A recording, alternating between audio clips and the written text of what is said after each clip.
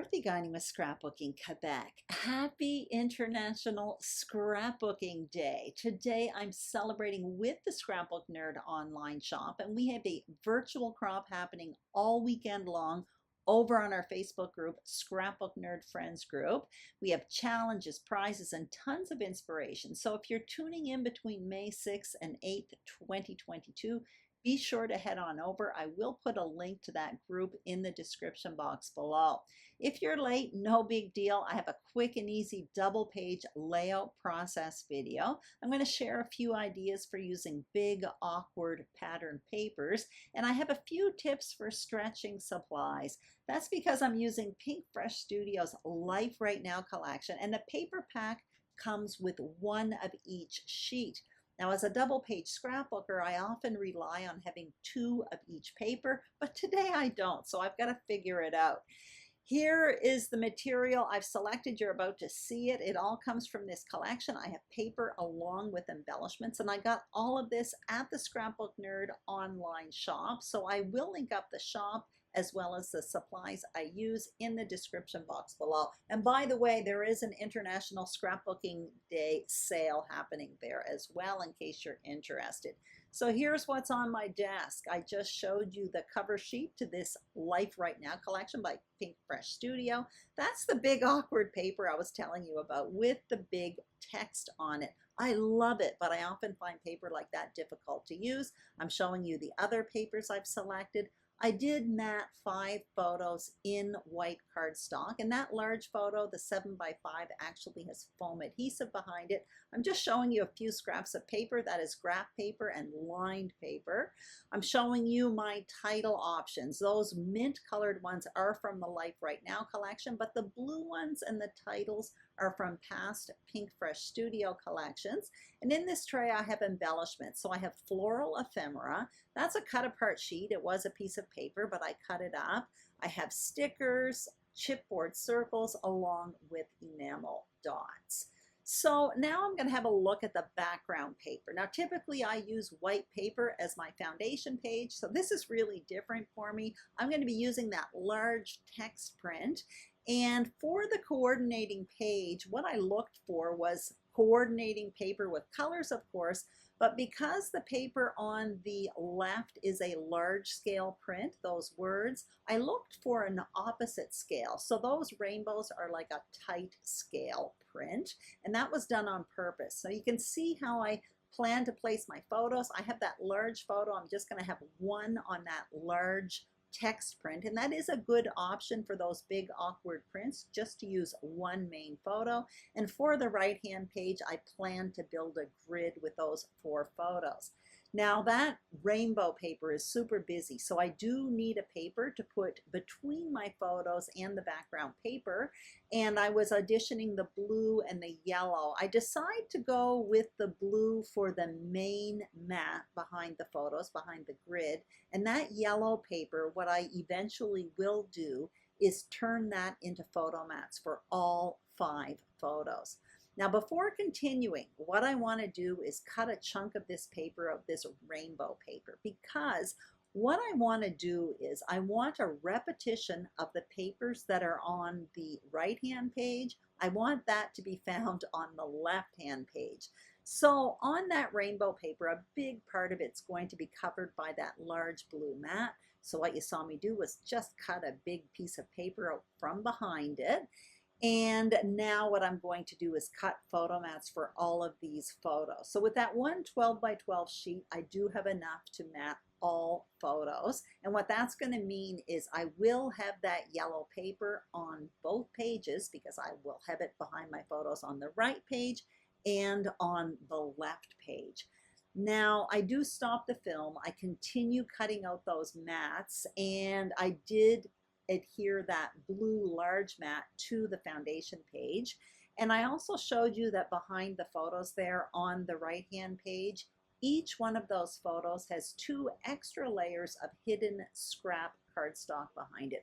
I just wanted to raise those photos up a little bit, not quite as much as the foam adhesive for the photo on the left hand page, but just a little bit, because there's a lot going on here and it does help to pop up the photos. what you see me doing right now is working with those scraps of paper. So I have the rainbow paper that I got it from behind the foundation page on the right, along with a scrap of that blue paper that I had trimmed off when I cut that large mat. And what I'm doing is creating a layered mat behind the large photo on the right hand page. And again, what I'm doing basically is creating almost a barrier between that big bold print and the photo.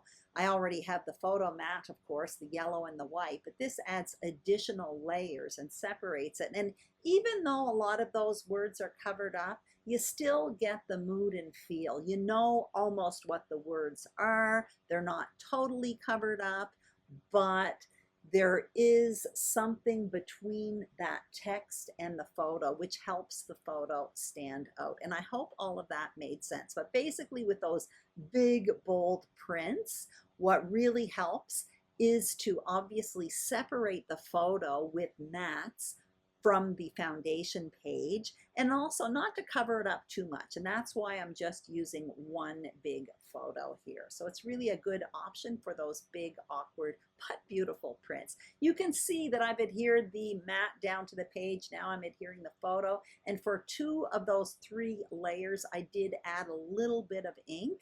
I didn't do it to the graph paper, but I did it to the blue paper and the rainbow paper. And it's something I like to do when I create layered photo mats. I'm not heavy on the ink, but I do like to add a bit of ink. Now I'm looking at my title options, and I decide to go with those blue alphas, which are from a past collection from Pink Fresh Studio, but that blue does match the blue that's in the paper from this collection. And my main part of the title is A Beautiful Life. Now, all I know at this point is that I want it to go on the right-hand page because there are a lot of words already on the left-hand page. I also am thinking about incorporating a few of those titles from that title pack that I showed you earlier, but I'm not sure about that at this point. So you're going to see me play with that a bit later on. And I do have embellishing around me. Now there's a lot happening on this page, but I still want to create 3 embellishment clusters, and I'm going to place them to form a visual triangle across the 2 pages. So basically they serve as a guide for the eye to travel across the 2 pages. So you can see I created a large floral one with the floral ephemera at the bottom left on the left-hand page, just under the photo.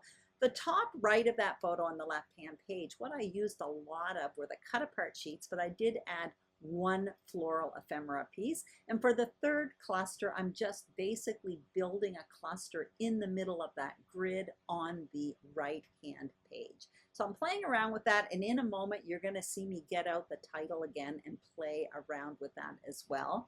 Now I do know I want to have fun with my title on this particular layout. So what I plan to do is place it kind of in a lot of the open spots in those photos on the right-hand page. So like I mentioned earlier, the main part is A Beautiful Day, but I do have 2 other words. They are Enjoy Today from that titles pack.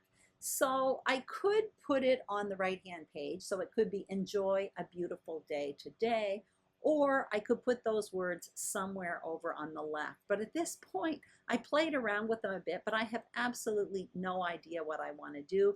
This often happens to me at this point in the process. So what I always have to do is just adhere what I have decided already. What I know I like, I'm going to adhere, and then I'm going to go back with the finishing touches. So that's what I'm going to do right now. I'm adhering that floral cluster over on the left page at the bottom left of the photo.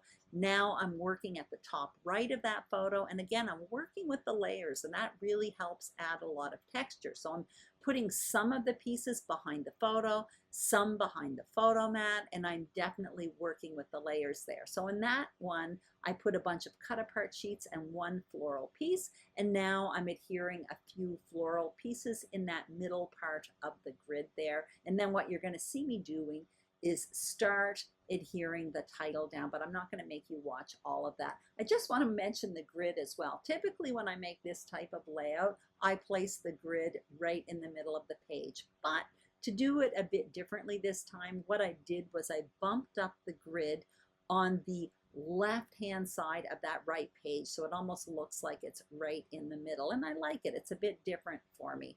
So now I'm coming in with some finishing touches, and I am playing around with those words again. So I try them on the left hand page, and in the end I decide to put them on the right. So it is going to be enjoy a beautiful day today. I end up adding an extra piece of floral ephemera over there on the right. What I want to do though, because that big blue title is all over on the right hand side, in the two other clusters, I want to introduce that blue in each one of those clusters. So you saw me tuck in a piece of chipboard, a round piece of chipboard that says Great Day. I put that in the top right on the left-hand page. And down by the journaling box at the bottom left of that photo on the left page, I did put a blue puffy heart. Also, what I end up doing here is I do come in with a bit of foam adhesive. You're going to see that in a minute. And I tuck some foam adhesive behind a lot of the leaves that are in those floral clusters. And again, this is just adding a little bit of dimension and texture within each one of these embellishment clusters.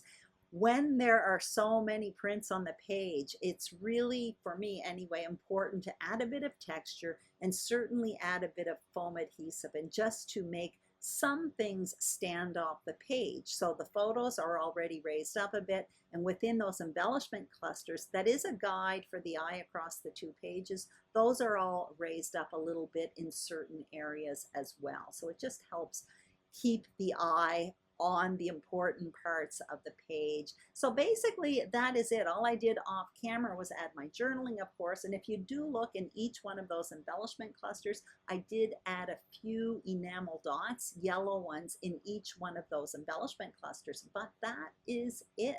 So anyway, I hope you enjoyed this video. If you did, I'd greatly appreciate a thumbs up. If you haven't subscribed to the Scrapbook Nerd YouTube channel, we would be absolutely thrilled if you did. And the same thing for my channel, Scrapbooking Quebec. If you are tuning in on International Scrapbooking Day weekend, be sure to head on over to the Facebook group. I will put a link to that in the description box below. Have a fantastic day, and I'll see you soon on YouTube. Bye-bye.